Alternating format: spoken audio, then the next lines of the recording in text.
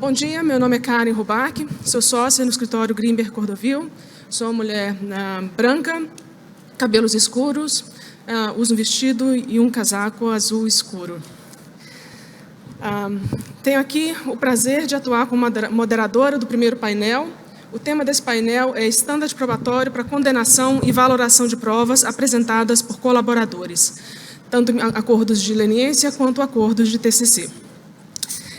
Tenho o prazer de estar aqui acompanhada de um painel muito bem formado. Agradeço imensamente a disponibilidade de todos os panelistas de estarem aqui hoje e de todo o tempo dedicado para a elaboração e para a preparação desse painel. Inicialmente, eu gostaria de agradecer a presença de todo mundo, agradecer especialmente a presença de todas as autoridades, o que faço em meu nome, em nome de todos os palestrantes, na pessoa do presidente do CAD, Alexandre Cordeiro. Então, temos aqui hoje como palestrantes o conselheiro Gustavo Augusto Freitas de Lima, graduado em Ciências Navais, pós-graduado em Direito Público e mestre em Direito, possui cursos pela Harvard Law School e Fundação Getúlio Vargas. É procurador federal e, dentre diversos cargos já ocupados, cargos públicos, atua como conselheiro do CAD desde abril de 2022. Temos também a honra da presença de Raquel Mazzucco, coordenadora geral de Análise Antitruste 6, professora de Direito Econômico de graduação e pós-graduação estrito sensu do IDP, é doutora em Direito Econômico pela Universidade Federal de Santa Catarina, especialista em Defesa da Concorrência e Direito Econômico pela FGV e especialista em Ciências Criminais pelo Complexo de Ensino Superior de Santa Catarina. Temos também aqui ao meu lado José Inácio Ferraz de Almeida Prado Filho, sócio do escritório BMA, com atuação de Direito da Concorrência, doutor em Direito Comercial pela USP, com graduação em Ciências Econômicas pela ESP-FGV. E Cláudia Viegas, economista, mais de 20 anos de experiência em consultoria econômica, com ênfase em regulação e políticas públicas. Foi secretária adjunta da SEAI, no Ministério da Fazenda, e atualmente é diretora sênior na Álvares e Marçal. Muito bem, passando então para o tema do nosso painel, a ideia de nós discutirmos aqui hoje é a valoração das provas apresentadas por colaboradores em acordos de leniência. O propósito desse painel ele se insere numa percepção, quando nós analisamos, por exemplo, a jurisprudência bastante clara e objetiva e direta de tribunais superiores, quando fazem a valoração desse tipo de prova. Nós encontramos, por exemplo, tanto o STJ quanto o STF, diversos votos que colocam de forma muito clara que uma condenação não pode ser feita exclusivamente com base em provas unilaterais apresentadas por colaboradores e também que provas unilaterais apresentadas por eles que não sejam corroboradas por meios autônomos de prova, sendo que a declaração dos colaboradores não é considerado meio de corroboração de prova.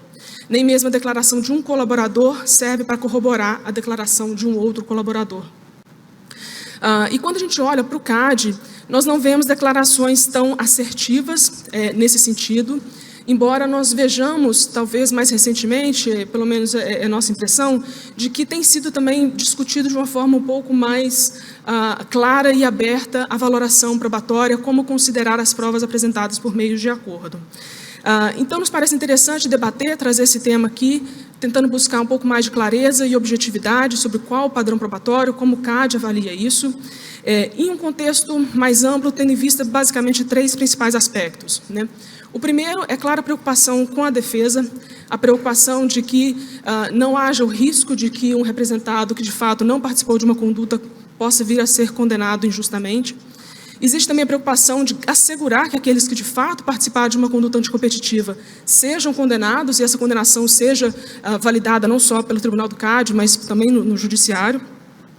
E também, nesse contexto, uma discussão sobre qual o contexto do acordo de leniência que influencia, eventualmente, essa valoração de provas e essa repercussão na ocasião do julgamento pode levar na fase inicial de discussão de acordo de leniência. E, em meio a isso, nós vamos discutir também um pouquinho sobre provas que podem ser utilizadas para corroborar aquelas já apresentadas por signatários de leniência, ou TCC. Então, já passando para os palestrantes, nós vamos apresentar primeiro o primeiro bloco. Cada um dos palestrantes vai fazer uma apresentação. E a gente gostaria de começar com Raquel Mazzucco, vai trazer aqui para a gente um resumo, fruto do trabalho belíssimo que ela fez em seu doutorado. E nós vamos, então, aqui pedir e voltar o nosso olhar para esse momento de elaboração do acordo de leniência, né? Qual é o tipo de prova necessária para a assinatura desse tipo de acordo? O que a SG busca quando ela assina um acordo dessa natureza? Obrigada, Karen. Obrigada ao IBRAC pela confiança. Para mim é uma satisfação muito grande estar aqui, falar de um tema que é tão importante, tão caro para todos nós e que, não por acaso, foi fruto da minha pesquisa de doutorado. Eu agradeço a moderadora e a todos os painelistas que estão aqui comigo. E, antes de mais nada, gostaria de fazer a minha autodescrição. Eu sou uma mulher branca, tenho olhos e cabelos castanhos, estou vestindo um terno preto, uma camisa quadriculada, preta e branca. E já passando para a apresentação da minha pesquisa, acho que é interessante, primeiramente, dizer que a minha pesquisa não necessariamente reflete o entendimento da autoridade, embora eu esteja trabalhando lá, e dizer que ela foi pensada para negociação de acordo de leniência, ou seja, um padrão probatório para a assinatura desses acordos, não necessariamente para que eles levem à condenação dos representados no caso. Eu não sei se tem como já colocar o slide.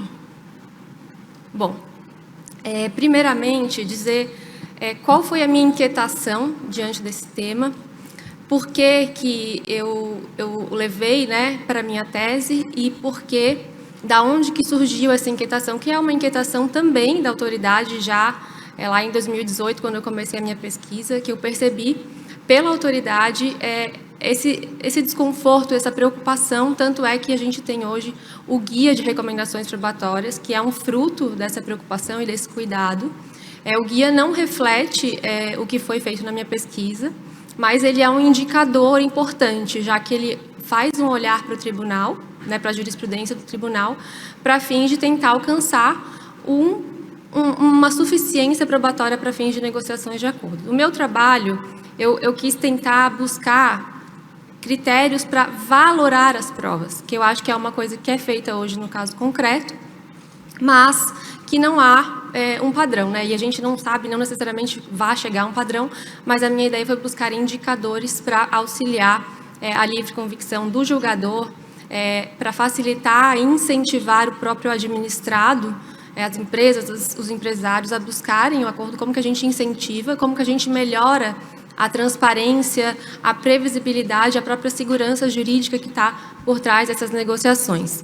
E o tema ele ficou cada vez mais relevante diante dessas decisões que têm sido proferidas em sede, inclusive, judicial, e é algo que a gente precisa estar constantemente revendo.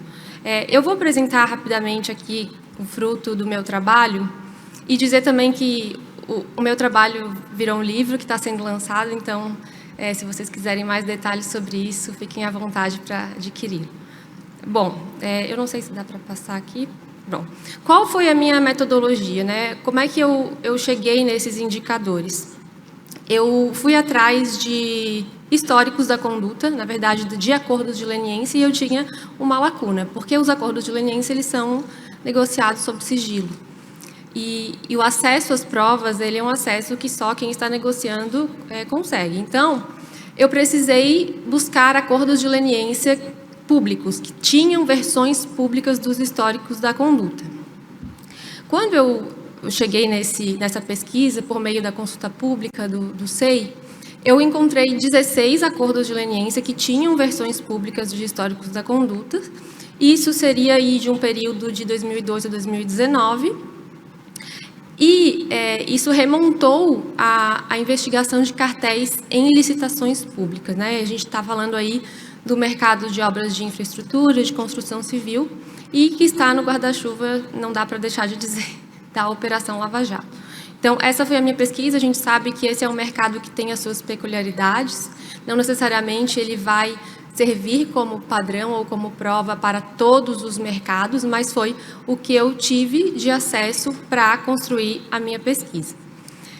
Eu não cheguei a um padrão, mas eu consegui extrair parâmetros. Eu acho que esse foi o grande fruto da pesquisa, né? Construir parâmetros que foram escolhidos a partir da análise e da valoração dessas provas. Como que eu cheguei a esses parâmetros? Primeiramente, a partir de duas questões principais e primordiais que você objetiva com a assinatura de um acordo de leniência, que é buscar a autoria e a materialidade daquela conduta investigada e analisar se daquele acordo você consegue ir para outras diligências, como, por exemplo, uma busca e apreensão ou outras diligências, e que você consiga abrir e startar uma investigação, seja um IA ou um PA. É um processo administrativo que capacite a execução de outros atos instrutórios. Então, o padrão para negociar a leniência, ele não vai ser o mesmo do padrão ao longo da instrução, nem tampouco do julgamento. Então, eu acho que essa é a primeira baliza aqui que a gente precisa deixar claro. Bom, a partir, então, desses quesitos, eu cheguei à construção de 8 parâmetros. Quais são esses parâmetros? Cada um dos documentos analisados, dos 272 documentos, que foram oriundos dos 16 históricos da conduta públicos, eu concluí que a gente pode parametrizar em 8 quesitos, ou seja, cada documento eu analisei quantos quesitos eles são preenchidos e atribuí um valor, né? Aqui a gente pode falar, poderia ser 5, 4, 3, 2, mas eu dividi em 3 valores, né? Seria fraco, médio e forte. Então, nome dos envolvidos, identificar se aquela prova ela trazia o nome dos envolvidos, e isso remonta a próprio requisito legal da assinatura do acordo de leniência, que você precisa trazer aí o nome dos envolvidos. Se traz menção a concorrentes, ou seja, não necessariamente aos que estão envolvidos diretamente no cartel, mas a concorrentes do mercado, porque isso pode auxiliar, por exemplo, a você fazer uma oitiva, chamar aquela pessoa ali mencionada para auxiliar na elucidação dos fatos. Menção ao mercado afetado e a licitação, que eles se corroboram, né? Aqui a gente está falando de licitações públicas, então o mercado afetado, ele faz parte desse objeto. A licitação, né,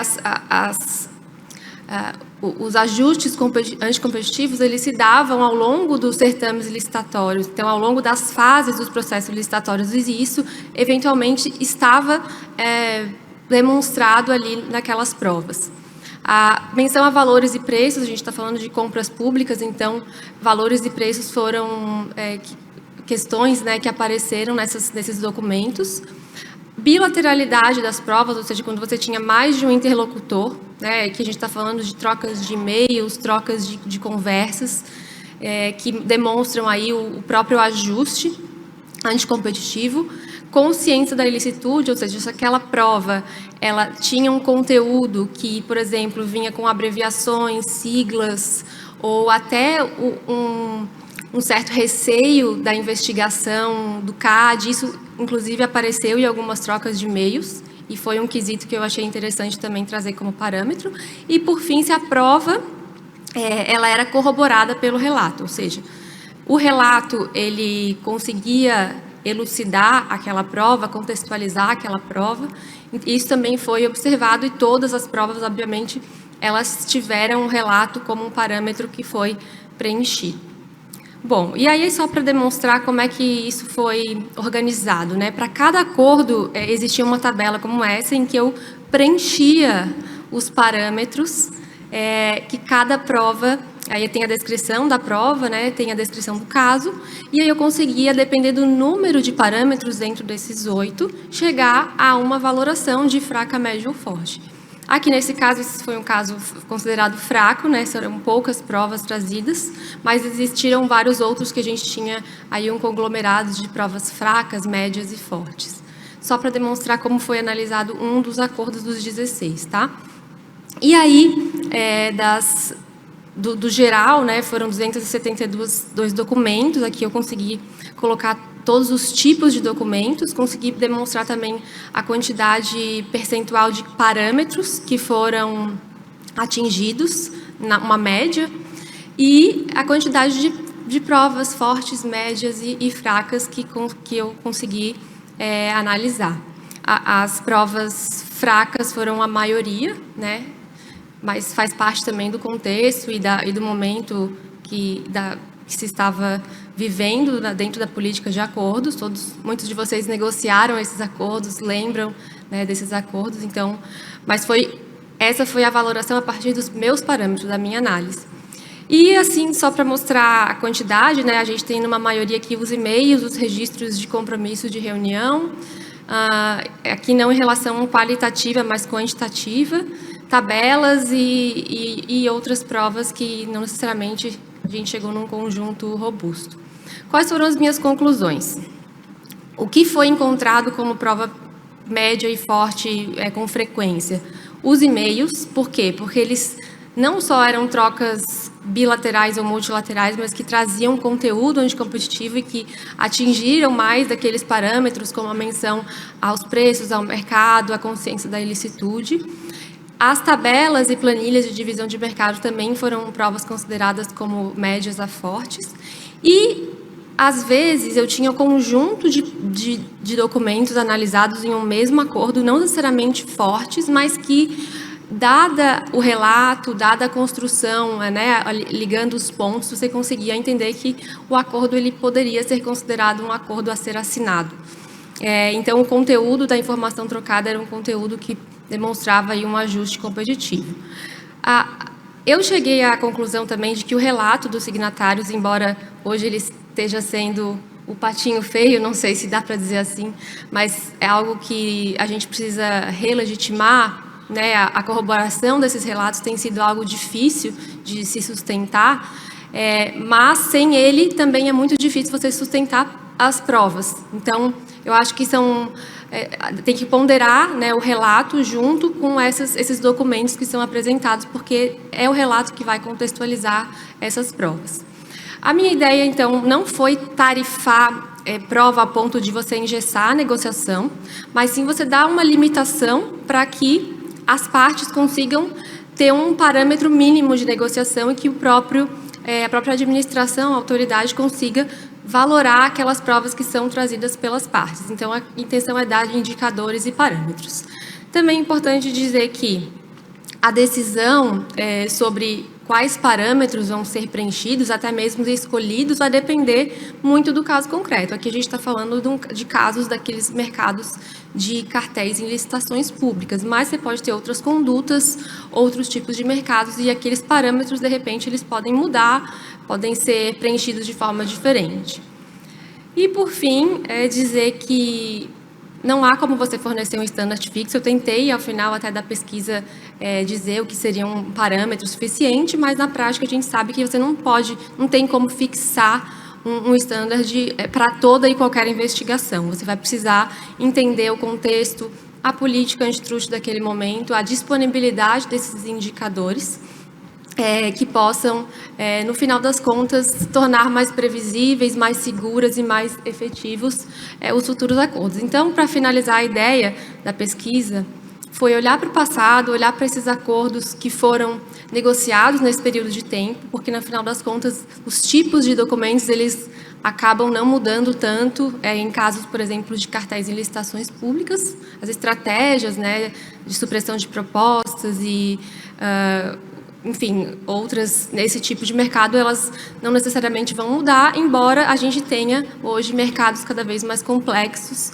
Isso é um desafio, acho que, para pensar no futuro e, de repente, até em futuros indicadores e parâmetros de valoração de prova. É isso. Obrigada, por enquanto. Obrigada, Raquel.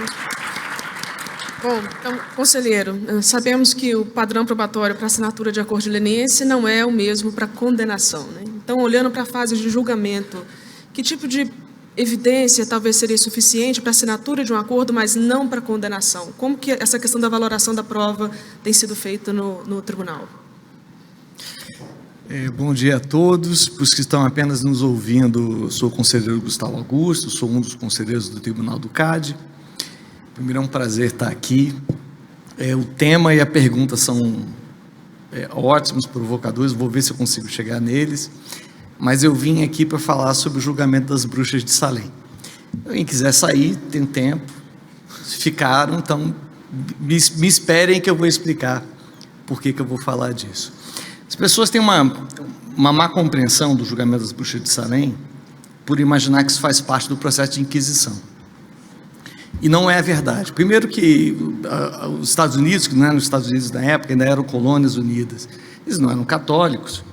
Segundo, que o julgamento foi em 1692, ou seja, quando a gente não está mais na Idade Média, nós já estamos na Idade Moderna.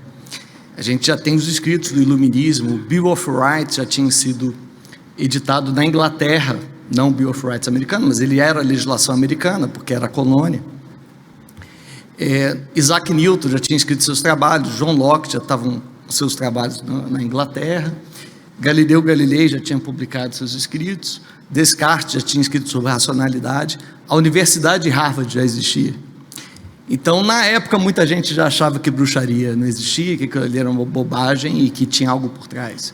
E houve protesto na época de alguns intelectuais apontando esse problema. Essa é a primeira particularidade. Nós não estamos falando, portanto, de um pensamento místico da Idade Média. E o segundo é que, diferentemente de qualquer julgamento inquisitorial, o julgamento das bruxas de Salem é um julgamento jurídico. E essa é a grande diferença. Ele não é um julgamento canônico ou religioso, é um julgamento feito por uma corte. O governador William Phips, espero que esteja pronunciando bem o nome dele, criou uma corte de julgamento. Então, portanto, nós temos todas as transcrições e todo o procedimento do julgamento. E, portanto, é um julgamento que o estándar probatório não tinha aquelas provas europeias de jogar a pessoa na água, se ela se afogou não era bruxa, se ela sobreviveu era bruxa. Não existia isso no julgamento das bruxas de Salem. Ali era uma lógica jurídico-formal. E que, portanto, esse julgamento molda todo o estándar probatório que nós conhecemos hoje na jurisprudência americana. E por que molda? Porque ele é desastroso. Porque nós temos, no final, mais de 150 pessoas acusadas de bruxaria, e eu vou me filiar aos que acham que não existe. Bem, se você acha que existe, talvez seja outra discussão, mas eu vou me filiar aos que acham que isso não existe, e que, portanto, foram 150 acusações absolutamente levianas, sem qualquer fundamento, das quais resultaram várias condenações por enforcamento, e mais de 50 pessoas presas, várias delas presas sem a condenação. Foram mais ou menos 30 condenadas e, ao final, 52 presas. Eu já vou direto para o spoiler e explicar como é que isso termina, porque ele lembra um pouco uma história de um país sul-americano. No final do julgamento, uma das testemunhas acusa a esposa do governador Phips de bruxaria. Porque ela tinha intervido em favor de uma das testemunhas, pedindo a soltura da testemunha, a testemunha foi solta, então ela foi acusada de bruxaria, e aí o governador diz, vamos encerrar isso aqui. E aí ele encerra o julgamento das bruxas de Salem, ele dá o perdão de todos os condenados, acho que só 3 são mantidos presos, mais de 48 são soltos, infelizmente que foram enforcados não teve como ressuscitar, mas as famílias foram indenizadas. E a partir daí, foi estabelecido em Massachusetts, mas é hoje um padrão que foi aceito pelas demais colônias probatórios, da materialidade da prova. É daí que vem o que se chama hoje de materialidade da prova. E o que quer se dizer por isso? Porque, na época, tem 3 fenômenos do julgamento de Salem que são preciosíssimos para a gente entender. Primeiro, que diferentemente da Inquisição, a confissão significava uma mitigação da pena. Então, só para a gente entender, a Inquisição católica, quando a pessoa confessava que era bruxa, queria uma confissão religiosa. A alma dela ia ser salva, ela ia ser queimada igual. Então, se ela confessasse que era bruxa, ela seria queimada, mas a alma dela, no pós-vida, seria salva. No julgamento de Salem, não. A confissão garantia que você não seria executado.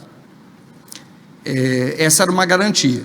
A pena poderia ser reduzida em função da sua condenação, normalmente em função da colaboração que você dava à investigação, ou seja, de quantas bruxas você identificava. Se você identificava uma grande quantidade de bruxas, a sua pena era menor, o que já nos lembra alguns mecanismos da leniência. A segunda questão é que se admitiu o que a gente chamava de prova espectral. O que era a prova espectral? Bem, o acusado tinha que ajudar a investigação, mas a prova poderia ser espectral. Então ele poderia dizer, olha, no meu sonho, eu sonhei que fulana estava lá dizendo que eu ia perder o filho, então isso era considerado uma prova, era a prova espectral. A testemunha foi atacada no sonho, ela foi atacada por um espírito que sussurrava impropérios no ouvido dele. Então, esse é o conceito de prova que não é material. E a partir daí se passou a dizer, olha, isso não é mais admissível no direito. Essas provas imateriais não são possíveis. Se o acusador, para ser beneficiado, ele tem que apresentar uma prova material. Isso é materialidade da prova, ou seja, uma prova que é possível de passar por um contraditório, por uma ampla defesa, que os americanos chamam de cross-referencing. E a terceira característica do julgamento das bruxas de Salem, que é afastado depois disso, é a inversão do ônus da prova. Ou seja, a partir do momento que um acusador chamava alguém de bruxa, havia uma presunção de que o acusado era bruxa, e cabia o ônus da prova de demonstrar que não era bruxa ao acusado, porque obviamente as outras pessoas que já eram bruxas, ou bruxos, porque também é outro mito, não eram só homens, não eram só mulheres, homens foram condenados também por bruxaria, muitos em disputas territoriais e políticas. Mas a partir do momento que as pessoas que já eram reconhecidamente sabidas como bruxas, e já tinham reconhecido sua participação no evento da bruxaria, indicavam um outro acusado, o ônus de provar que não era praticante de bruxaria era do acusado, não do acusador. Então, esses três fenômenos juntos são o que explicam o desastre da bruxa de Salem e são o que explicam você demonstrar qualquer acusação. Você, se juntar os três fenômenos, se você cria uma estrutura de incentivos ao acusado, que ele vai ter penas menores se ele confessar e indicar um outro. Se você permite que ele faça acusações sem qualquer materialidade, baseado em sonhos, devaneios, do que ele achava da cabeça dele. E se você, a partir daí, diz que os demais acusados é que tem que provar que eles não são culpados, você prova a bruxaria, você prova o que você quiser, prova até cartel. O sistema brasileiro, como ele bebeu um pouco do sistema acusatório ibérico, a nossa visão era um pouco diferente. No mito católico, eu digo fundador da estrutura religiosa católica, a delação ela é um pecado, porque ela está muito associada à figura de Judas Iscariotes. Veja bem que a história católica diz o seguinte, olha, o ladrão que se arrepende pode ser perdoado. O ladrão arrependido pode ser perdoado. O delator não. O delator, ele se enforca, ele se mata, que é um dos piores pecados na religião católica. Esse mito fundou a estrutura dos julgamentos das cortes ibéricas. As cortes ibéricas sempre foram muito modorrentas com delações. Os que estudaram direito no século passado, como eu, era só um atenuante, isso diminuía 1/6 da pena, os advogados e juízes não eram muito atentos com a estrutura e acabava que a confissão já era suficiente. Então as cortes brasileiras não se preocuparam muito com isso. Porém, nós começamos a estudar o direito norte-americano e normalmente quando se tocava desse tema nas faculdades, se dizia, mas tem uma exceção que é uma autarquia lá de Brasília, meio estranha, que se chama CAD, que tem uma história chamada leniense. E aí isso era uma coisa meio assim, te julgava 1 ou 2 lenienses por ano, a jurisprudência nunca se dedicou muito a isso. Mas aí a gente começou a olhar os modelos norte-americanos, veio a teoria dos jogos, mostrou que talvez essa colaboração fosse uma vantagem, e lá em 2010, mais ou menos, a gente começou a importar isso via as leis anticorrupção e as delações premiadas. Só que a gente importou sem ter a história, sem ter passado aqui pelo julgamento das bruxas de Salem. E a gente talvez não atentou que ao se importar isso, nós não poderíamos dizer que quem assinasse a leniência podia contar seus sonhos e devaneios. E que na verdade, então, aí sim voltando à pergunta e talvez fechando e dando algum sentido ao que eu digo, em resumo, se tem algum sentido tudo que eu disse aqui, que nós não podemos que o leniente faça um acordo sem a materialidade da prova. Materialidade da prova não é comprovação, não é prova da acusação. Isso é uma outra confusão.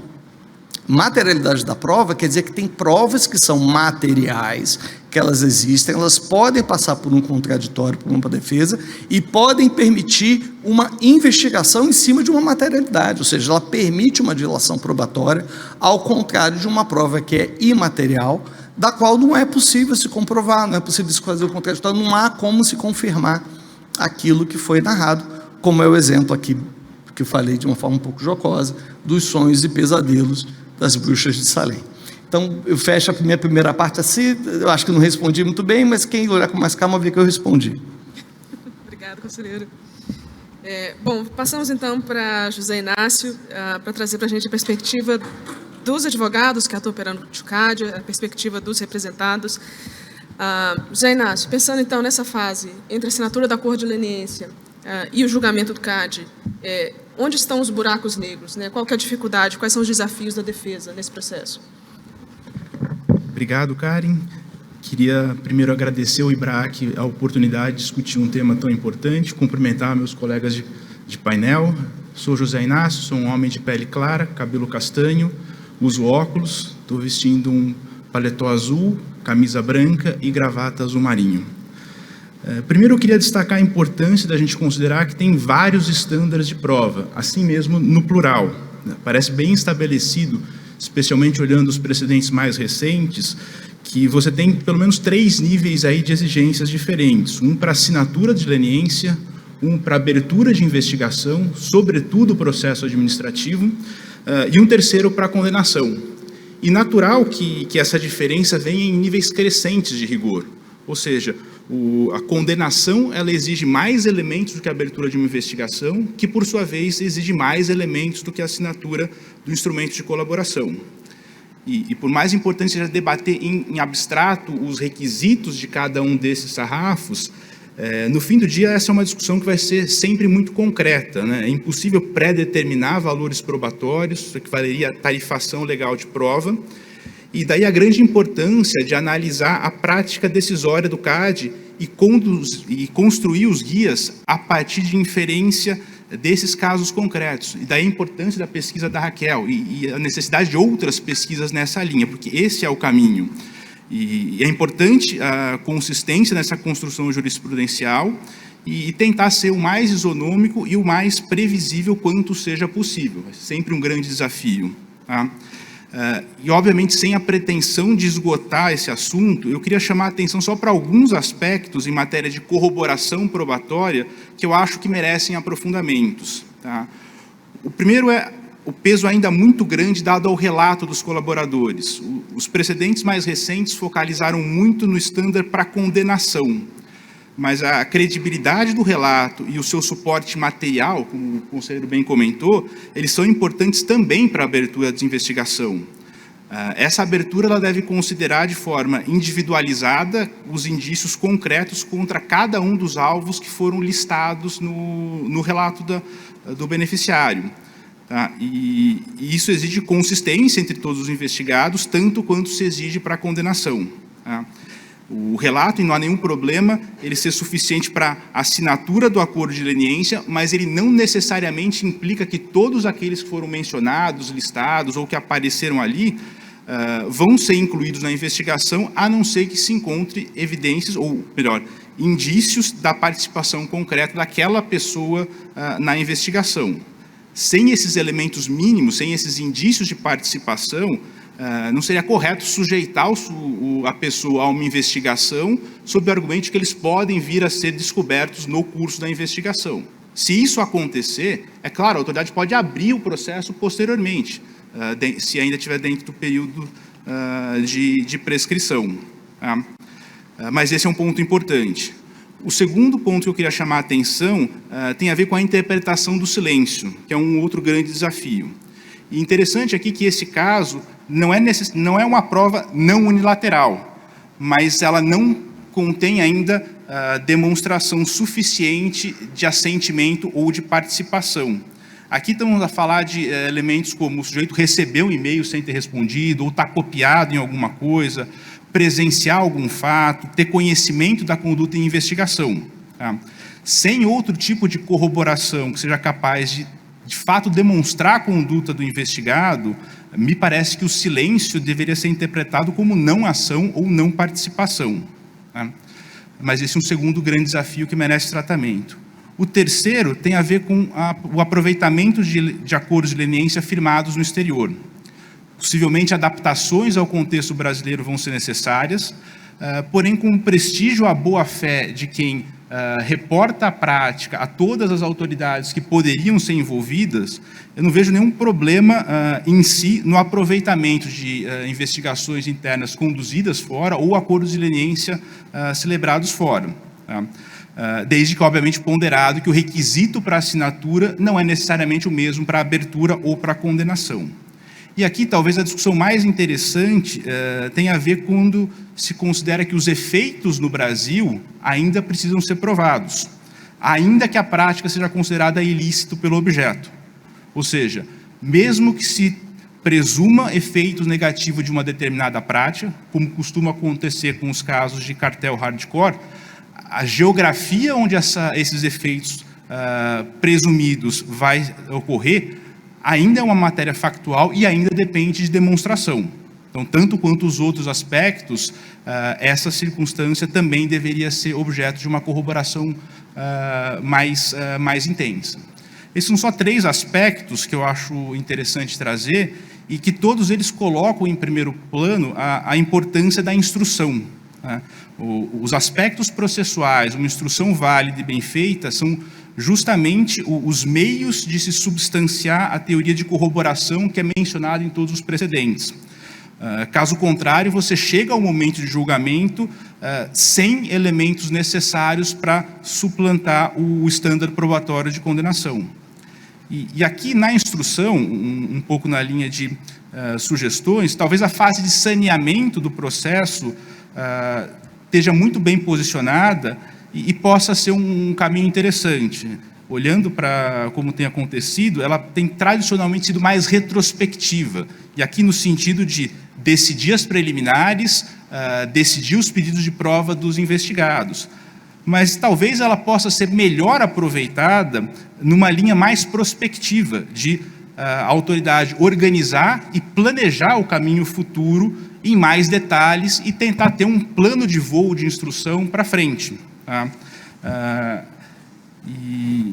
E aí, para essa finalidade, um despacho saneador com um pouco mais de granularidade, com uma definição mais específica e mais detalhada dos pontos controvertidos, atribuição justificada de a quem cabe essa demonstração, seria um caminho interessante, né? E permitiria uma identificação mais clara dos pontos de incerteza e das ações necessárias para que se corrobore esses pontos de incerteza durante a instrução. Tá? E por que não também não determinar um cronograma, pelo menos nas suas grandes linhas ou nas seus prazos tentativos, que ajuda todos, advogados, a própria autoridade, a se programar e a se organizar para se desincumbir desse caminho concreto de instrução. Tá? E aqui também aproveitar bem essa etapa de saneamento para tentar corrigir eventuais discussões futuras que possam afetar a validade da investigação. E por isso é importante a SG olhar para como o tribunal tem decidido, levar em consideração essas decisões, tanto nos estándares probatórios, quanto também para salvaguardas processuais que têm sido reconhecidas. E tanto quanto a SG, tribunal e SG também olharem para como o Poder Judiciário vem se debruçando sobre esses assuntos. Tá? Não só sobre a matéria propriamente antitruste, mas também para os aspectos processuais normalmente discutidos em processos sancionatórios, talvez de outras naturezas. Eu acho que eram essas as considerações que eu tinha para essa primeira etapa. Obrigado. Obrigado, Zé Inácio. Bom, então passando para a última etapa do primeiro bloco, Cláudia, pensando em formas adicionais de corroboração de prova apresentada pelos lenientes, um ponto que vem à tona, e depois a gente gostaria de ver também a opinião do conselheiro Gustavo sobre isso, é a utilização de provas econômicas. É viável, a gente pode pensar em utilizar estudos econômicos como forma de corroborar as evidências que existem nos autos? Muito bem. Bom dia a todos. Uma enorme satisfação estar aqui. Agradeço imensamente o convite do IBRAC. Eu sou a Cláudia Viegas, sou uma mulher branca, 1,78 m com viés de baixa. Se eu me medir aí, já começa a baixar um pouquinho. Estou vestindo roxo, com uma blusa branca e uso óculos. Sim, eu acho que os estudos econômicos eles têm um papel importante para que a gente possa ir acumulando evidências e chegando a provas cada vez mais robustas. Quando a gente começou a investigar cartel no Brasil, e isso é um fenômeno que acontece em qualquer lugar do mundo, encontrar a materialidade era algo que a gente conseguia. Nas buscas e apreensão, a gente já tinha ali muitas evidências postas. Existe um efeito que é o learning by doing, que aparece em vários momentos, em vários setores, e aqui em cartel também, né? Então, ter essa materialidade como colocada aqui vai ficando cada vez mais difícil, porque, de fato, você tem esse efeito do aprender fazendo, dos dois lados.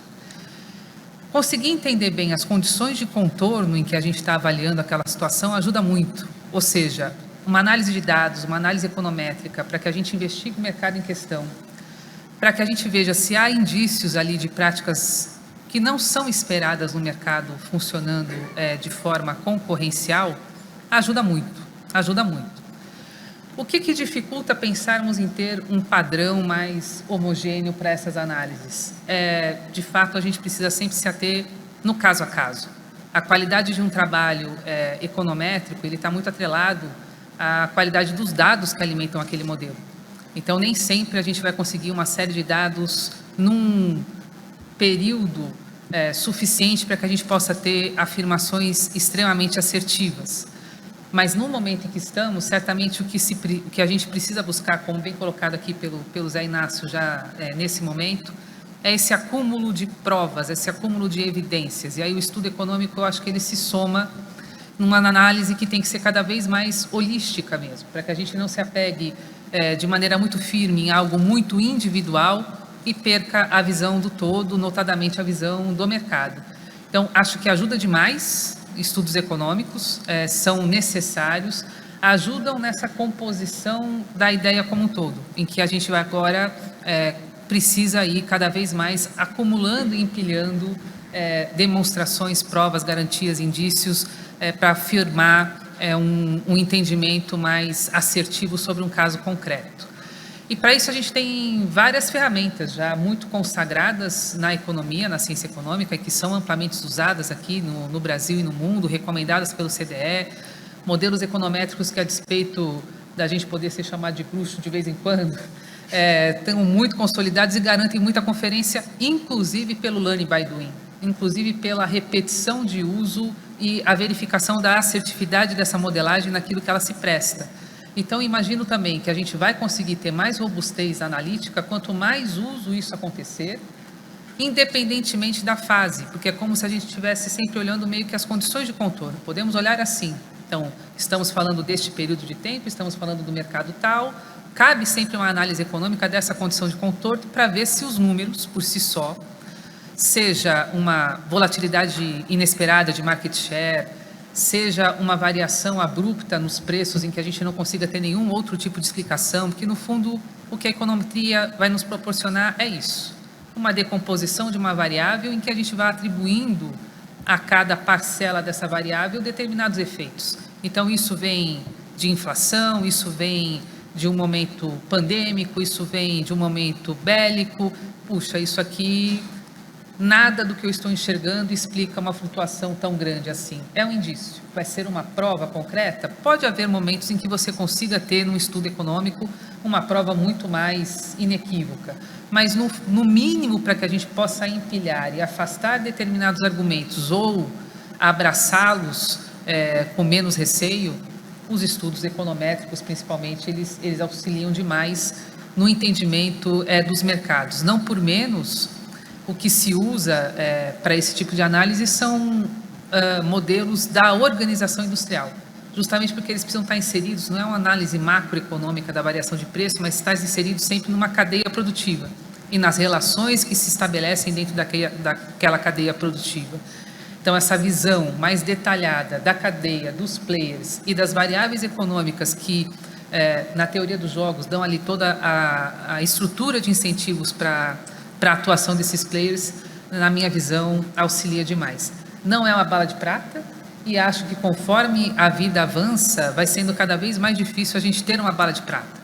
Um único argumento, um único depoimento, algo que realmente dê todas as respostas num papel só. Então, nesse caminho holístico, em que a gente tem que ter uma visão mais ampliada, ir acumulando esses dados, sem dúvida alguma que a econometria ajuda bastante, que os modelos econômicos ajudam bastante, mas aí acho que a gente cai na conclusão do trabalho da Raquel, em que é muito difícil tirar daí um padrão, um manual para que a gente crie uma roupagem única que sirva para todo e qualquer caso. Quanto mais a gente usar, mais a gente vai aprimorar e mais efetivo será esse instrumento. Então, incentivar e motivar sempre essa leitura do mercado, da cadeia, eu acho que é necessário. Haverá momentos em que isso será muito assertivo e incisivo, haverá momentos em que isso fica ali junto com todo o outro quadro que se monta para que a gente tenha uma noção melhor do que de fato a gente está avaliando. Acho que, em princípio, seria isso. Perfeito, obrigada, Cláudia. Bom, então, dando continuidade a esse tema apresentado pela Cláudia, conselheiro, nós sabemos que seu gabinete já pediu, em alguns casos, estudos econômicos, ODE. Poderia compartilhar um pouquinho com a gente qual que é a motivação, qual que foi a experiência? É algo que a gente pode esperar que continue sendo feito pelo tribunal como um todo? Ótima pergunta, né? Às vezes a gente confunde um pouco o que a gente chama de prova indireta, principalmente a prova econômica indireta com prova unilateral. A gente deve voltar esse tema um pouquinho mais para frente. Mas a prova indireta, ela é prova. Ela é tão prova quanto a prova direta. Eu vou primeiro explicar o que eu estou querendo dizer com cada expressão, para a gente conseguir explicar, mas a prova indireta é uma prova que não demonstra propriamente a combinação, no caso do cartel. Então, diferentemente de um e-mail ou uma gravação, onde você demonstra, de fato, os participantes do cartel combinando efetivamente sua participação, o que a prova indireta vai nos demonstrar, e isso é prova, não é indício, ela vai demonstrar por outros meios que aquele fato ocorreu. Eu dou o exemplo da perícia balística. Assim, quando a polícia encontra a arma do crime na casa do suspeito, até então suspeito, ela verifica o projetil, a bala que está no corpo do falecido, e ela consegue demonstrar que aquela bala corresponde àquela arma que foi encontrada na casa do suspeito. Isso é uma prova indireta. Mas pode ser que a arma alguém tenha usado. Você não tem a prova realmente que a pessoa foi lá e pegou a arma e matou. Você não tem essa filmagem. Você não tem uma testemunha que viu isso. É uma prova indireta. Mas ela permite você deduzir que, na falta de uma outra explicação plausível, é o que ocorreu. Se a pessoa era suspeita, tem todo um contexto, tinha uma disputa, estavam brigados, ele não tem um álibi. Você encontra a arma do crime na casa dele e existe uma correspondência balística, isso é prova. E eu acho que nesse caso seria uma prova muito persuasiva. Então a prova econômica, ela é uma prova indireta, mas ela pode ser muito persuasiva. Nós tivemos essas provas que você citou, são provas absolutórias particularmente, mas nós tivemos provas condenatórias. Por exemplo, no caso do OPME, teve muita prova indireta considerada, embora eu tenha ficado vencido em parte da condenação, eu adotei as provas indiretas na questão de uma das partes. O caso do cartel de Juazeiro do Norte foi uma condenação basicamente feita em cima de prova indireta, não necessariamente econômica. O grande problema, a prova indireta é quando, por exemplo, você pega 3 propostas de licitação e as 3 têm o mesmo erro de português. Veja bem, isso é uma prova indireta, não é direta. Nós não sabemos se, de fato, eles participaram, mas se as 3 propostas têm o mesmo erro de português, você consegue fazer uma dedução lógica de que a única forma de ser explicável, se não tiver uma outra explicação, é que eles combinaram as propostas antes e provavelmente fizeram em conjunto as propostas. O grande problema de se usar, então assim, prova indireta não é só econômica, nós temos utilizado prova econômica, no caso especificamente de Biriri e no outro caso citado foram provas absolutórias, mas o grande problema do uso da prova econômica, na minha opinião, é que a metodologia ela tem que ser definida antes do caso, ela não pode ser definida ex post. Ou seja, isso é que nem eu, depois do crime, eu começar a querer discutir a prova balística. E aí o que acaba acontecendo é que eu vou tentando calibrar a minha prova para condenar. E esse é o perigo. Ou, no mínimo, ela não é tão persuasiva, porque os próprios advogados participantes do caso, os investigadores, podem ter divergências com a metodologia. Então, e essa é a grande dificuldade da prova econômica. A prova econômica boa é aquela prova que já foi testada em outras situações, fora de um caso concreto. Quando você pega e isso é o que às vezes atrapalha a prova econômica, você pegar um caso concreto, sem que uma prova econômica tenha sido testada em outras situações, fora daquele ambiente, e aí você quer, junto com a discussão do caso, você querer discutir qual é a metodologia da prova econômica. E eu acho que isso que às vezes tira um pouco a credibilidade, ou dificulta o caráter persuasivo da prova econômica. Então, eu acho que isso talvez seja um apelo para os economistas. Eu acho que essas provas deveriam ser calibradas em casos já julgados. Ou seja, nós teríamos que pegar testes econômicos, pegar casos que nós temos outras provas, que nós temos muita convicção, que de fato aqueles casos eram cartel, e aplicarmos as provas econômicas naqueles casos e ver se os resultados são os que nós esperaríamos. Porque se ao calibrar com esses casos, a gente chega à conclusão que a prova econômica não era conclusiva em relação a esses casos, que nós sabemos que era o cartel, ou se pegamos casos que temos convicção, são mais difíceis, que não houve cartel nenhum e a prova econômica demonstra que havia culpabilidade, isso talvez mostre que a nossa prova não seja tão eficiente. Agora, a pergunta é, nós veremos mais casos assim? Eu particularmente acho que se o cartel já tem prova direta, eu acho que a gente vai voltar esse pouquinho mais para frente, eu acho que não. Então, estamos falando de infração per se, que já tem prova direta, eu acho pouco provável.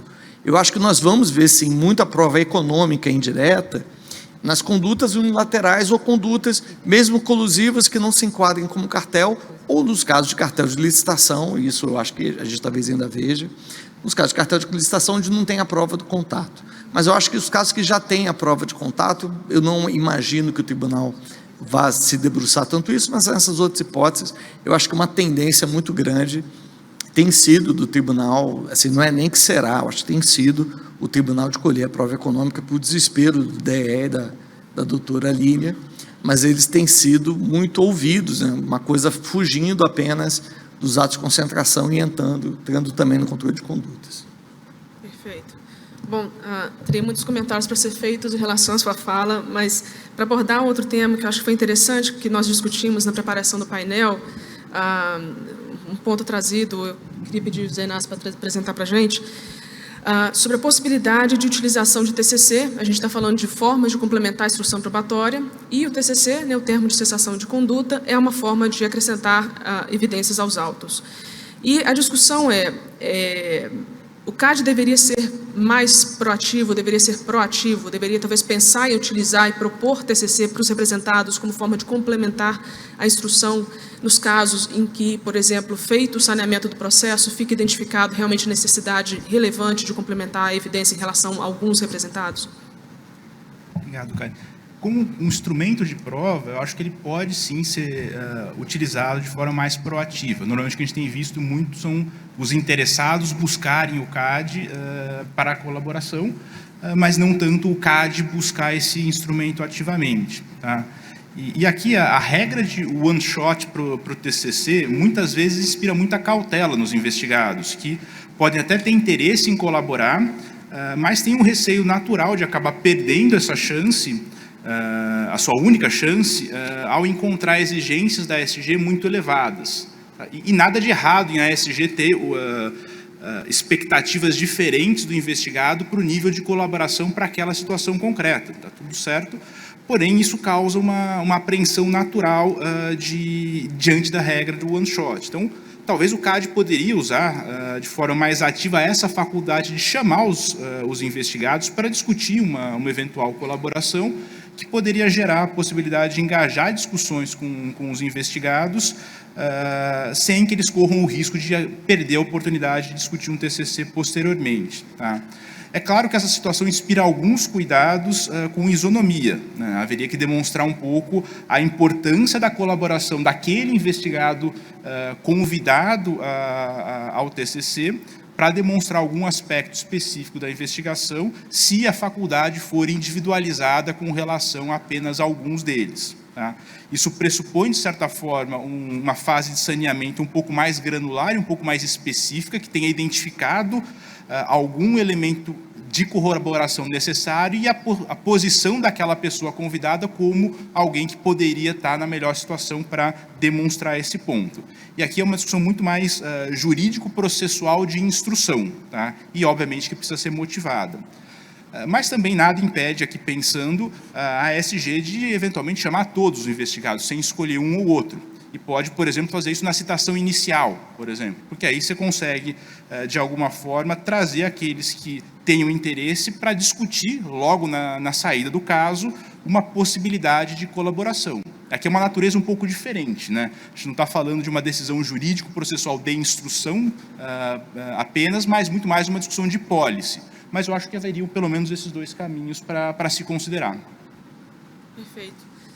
Sobre esse tema, e pensando até de forma um pouco mais ampla, Raquel, não só, talvez, no papel da SG de forma mais ativa na negociação de TCCs ou de outras provas, o que tem sido discutido internamente na SG sobre complementação probatória e instrução probatória de forma geral? Bom, a SG tem prestado muita atenção na racionalidade dos processos, no tempo médio de análise. Acho que essa é uma questão importante porque vem desde processos que são startados com as negociações de acordo de leniência, e essa é uma preocupação que tem sido observada, né, dada que a própria coordenação 10, Felipe está aqui, não me deixa mentir, muitas vezes instaura já os processos com um arcabouço probatório não só baseado em relatos, mas em provas, em documentos que para aquele momento fazem sentido você startar uma negociação. A gente tem prezado também em questão a polo passivo por pessoas físicas, por exemplo, não que tenham só sido mencionadas, mas que você tenha ali um arcabouço probatório mais forte. E aí, trazendo isso para a instrução, eu acho que além do TCC e da proposta de ofício regimental, vamos dizer assim, para a celebração do TCC, nós temos vários outros meios de tentar corroborar esses indícios que vêm do início da investigação. Como, por exemplo, a própria exploração das testemunhas nas oitivas, a comunicação interinstitucional. A gente tem aí vários acordos de cooperação técnica em que você pode chamar outras autoridades ao compartilhamento de provas, dada a observância da cadeia de custódia, etc. Você consegue também, em casos de licitações, oficiar os clientes afetados, os órgãos solicitantes, para confirmar aquelas informações que foram trazidas. Você pode também oficiar outros organismos internacionais, a depender, por exemplo, em cartéis internacionais, se isso fizer sentido. Então, o que eu quero dizer, para além do TCC proposto pela superintendência, isso eu acho que é algo que vai depender da fase processual, justamente para prezar por essa racionalidade, já que a negociação de TCC, ela tem um custo, né, um custo de pessoal, um custo de você, querendo ou não, parar ali o processo, embora ele ande concomitantemente, para focar na negociação e o quanto que isso pode ou não atrasar o fim do processo. Então, acho que esse é o primeiro desafio. E, obviamente, se a gente tiver um interesse dos representados em virem a colaborar, isso vai ser observado, isso vai ser acolhido e a depender do que for trazido, né, de documentos principalmente que complementem o que nós já temos, que corroborem, mas também que tragam mais informações, isso será bem-vindo.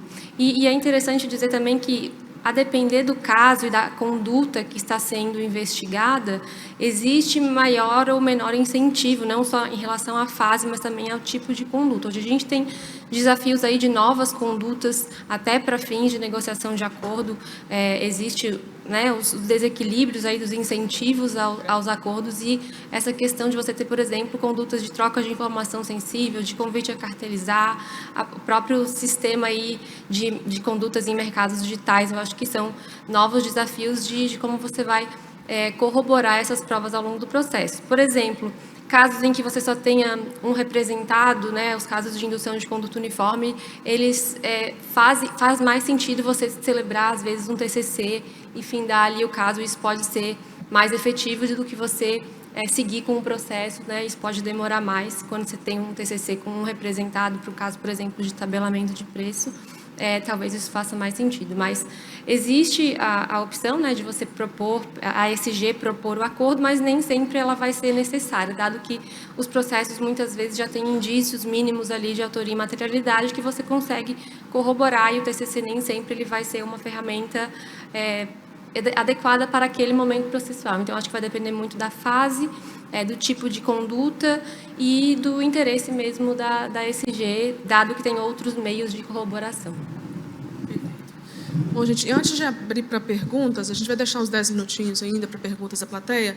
Só mais um ponto que foi trazido nas discussões de preparação desse painel, e aqui pedindo talvez consideração ao conselheiro Gustavo, talvez a Raquel também possa fazer algum comentário, é a discussão do pano de fundo. A partir do momento em que se tem uma visão um pouco mais rigorosa sobre o padrão probatório de acordo de leniência, e nós vemos situações em que o CAD decide por arquivar o processo em relação à maioria ou todos os representados, como fica a garantia do signatário de leniência? O que tem sido discutido no tribunal? A gente pode esperar que, tendo sido assinado o acordo e colaborado ao longo do processo, independente de ter ou não condenação ao final, a gente deveria esperar que os benefícios da leniência seriam garantidos, ou há alguma discussão a respeito disso também? Acho ótima pergunta, e ela casa com o que eu queria explicar do que é realmente prova unilateral. A gente tem muita dúvida e às vezes confunde-se o conceito de prova unilateral com a prova indireta. A prova unilateral, ela pode ser produzida pelo leniente. O que torna a prova, ou melhor, a prova que não é unilateral. O pessoal usa, às vezes, bilateral, mas, enfim. A que não é unilateral, ela pode ser produzida pelo leniente. Por exemplo, o leniente ele pode apresentar uma prova documental. Essa prova ela não é unilateral, porque ela não é uma prova que é baseada apenas na visão, ou na opinião, ou na palavra do leniente. Então, quando a gente chama de prova unilateral, existem, sem ser muito didático, existem duas acepções. A primeira é a acepção processual e a segunda é a acepção material. Então, a acepção processual é uma prova que não tem como se fazer um contraditório ampla defesa, ou ela foi produzida de uma forma em que não é possível se fazer esse contraditório ampla defesa a posteriori. Então, por exemplo da perícia, tem uma perícia, da planilha. Tem uma planilha eletrônica. Tá, mas onde é que estava essa planilha? Cadê o metadados dela? De onde ela foi extraída? Se você não manteve a cadeia de custódia desse documento, você não tem como fazer um contraditório a posteriori, você não tem como fazer um cross-examination para saber se aquela planilha não foi feita depois, no curso da elaboração, se não foi feita pelo próprio investigador, ou enfim. Se você não tem isso, ela é unilateral, porque ela fere a parte processual, a parte procedimental. Ela é unilateral porque ela não permite o contraditório. Ela pode ser unilateral porque é só a palavra do leniente. Então, esse tipo de provas, elas não são nulas, elas têm o seu valor, elas podem ser corroboradas, mas aí você precisa aplicar a teoria da corroboração, você precisa de uma outra prova. O que o leniente precisa demonstrar não é a comprovação, e esse é o ponto que a gente tem que separar. Ele tem que apresentar a materialidade da acusação, o que é diferente da comprovação da acusação. O que quer dizer uma coisa ou outra? Comprovação da acusação o tribunal condena. A acusação está comprovada.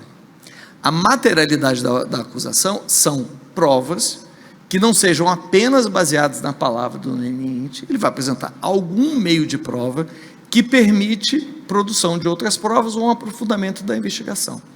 Então, me parece, primeiro, uma leniência que não tem nenhuma materialidade, ela é inócua para a investigação.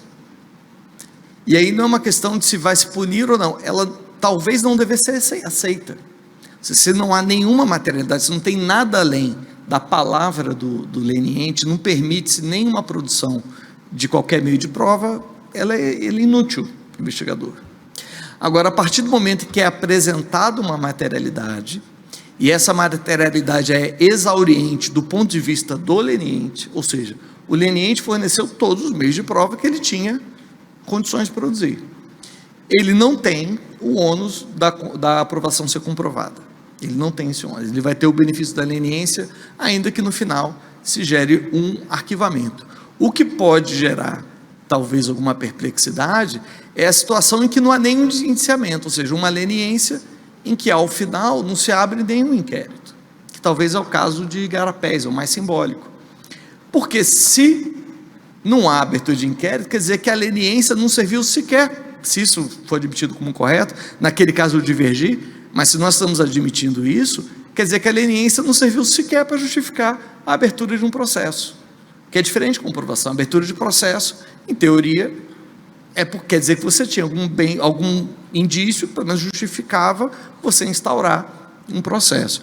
Então, essa questão, eu acho que não mudou. Eu acho que o tribunal, na verdade, ele está apenas confirmando algumas impressões que vinham sendo feitas ao longo do tempo, talvez dizendo alguns conceitos de forma mais clara. E aí, talvez a pergunta assim, mas isso é uma tendência, não é uma tendência?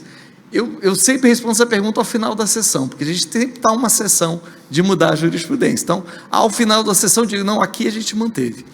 Mas eu acho que é uma construção, como é uma construção no judiciário. Eu acho que o CAD tem se preocupado em trazer e observar o entendimento judiciário e trazer e contribuir com avanços.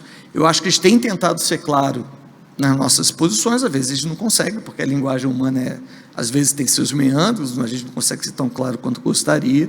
Agora, se é uma posição imutável, ou se a minha opinião representa o tribunal inteiro, eu vou dizer o seguinte, veja uma sessão da semana que vem. Aí, a cada sessão, eu vou respondendo isso, ao final das sessões, a gente chega a essa conclusão. Bom, gente, então, 5 minutinhos. Aqui a gente tem 5. Podemos? Alguém quer fazer alguma pergunta? Não consigo ver direito a luz, que está bastante clara. A gente tem um microfone? Ou... Tem, eu. Bom, a pergunta não é, obviamente, para o Gustavo nem para a Raquel, porque para eles a gente pergunta lá no CAD. Sou eu aqui, Karen. A pergunta é para você, especialmente para o Zé Inácio. É uma pergunta muito simples, que geralmente a gente não tem esse retorno de vocês. Eu queria saber, na sua opinião, como quem é da iniciativa privada, um advogado, o que o CAD deveria mudar no programa de leniência para tornar ele mais eficiente? A gente está discutindo aqui no GT, eu acho que talvez mais clareza, revisão do guia, eu acho que pode ser um bom caminho. Acho que teve muita experiência no passado, acho que tentar consolidar essa experiência em algum documento público, acho que seria talvez o grande caminho, porque como é um assunto muito afetado por confidencialidade, a gente não tem muita visibilidade do que está acontecendo e como ele está se desdobrando. Então, acho que talvez a sugestão seria tentar, de tempos em tempos, revisar de uma forma em que a experiência acumulada, que muitas vezes está protegida e tem que estar protegida por confidencialidade mesmo, possa ser tornada pública de maneira segura, sem violar nenhum sigilo, e que possa essa evolução ser feita de tempos em tempos. Eu acho que é um pouco por aí, é uma construção reiterada de tempos em tempos, parar, olhar, ver o que foi desdobrado e trazer de forma segura para o público poder discutir. Se puder fazer só um comentário, eu acho que é interessante juntar a fala da Raquel, do conselheiro Gustavo, a questão de ter a clareza sobre o que a autoridade precisa para assinar o acordo de leniência. Então, acho que o trabalho foi muito bom nesse sentido. Esclarecimento que o conselheiro Gustavo deu sobre a garantia que você mantém para o signatário de leniência, independente da decisão do CAD de condenar ou não condenar. Mas, de fato, uma outra questão é a questão da confidencialidade. Acho que podemos ter uma outra discussão sobre isso, mas talvez repensar a resolução 21, né, que fala sobre o acesso aos documentos, a repercussão e ação de reparação por danos concorrenciais. Acho que é um tema que a gente deixou de lado um pouquinho, deixou de conversar, mas talvez seja o ponto de resgatar, porque continua ainda na mente, né, das empresas a potencial exposição dos documentos de leniência por conta da redação da resolução 21 do CAD. Podemos fazer só mais uma pergunta? Obrigada pela pergunta, presidente. Bom dia a todas e todos, em especial aos membros da mesa, do painel. A minha pergunta é mais especificamente para a Raquel. Eu sou a Jéssica, advogada no VMCA Advogados. Não sabia da sua pesquisa, Raquel, lerei com certeza, mas antecipando já, talvez uma pergunta que a leitura me responda. um dos critérios de valoração um dos parâmetros de valoração que você mencionou foi a prova corroborada pelo relato. E a minha dúvida é se nos 16 casos que você analisou, se por acaso ocorreu da prova não ser corroborada pelo relato. Porque da minha experiência e do que a gente discutiu no GT e ontem no painel também, acho que o natural é que a prova seja sempre corroborada, contextualizada pelo relato.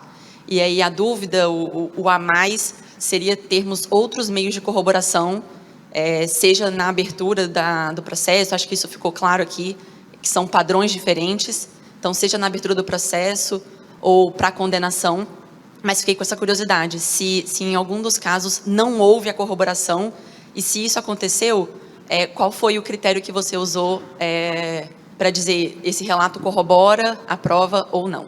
Obrigada. Obrigada pela pergunta. Já estou respondendo aqui, Jéssica. Então, você tocou num ponto bem importante. Todas as provas, os documentos analisados nos 16 acordos, eles atenderam a esse parâmetro.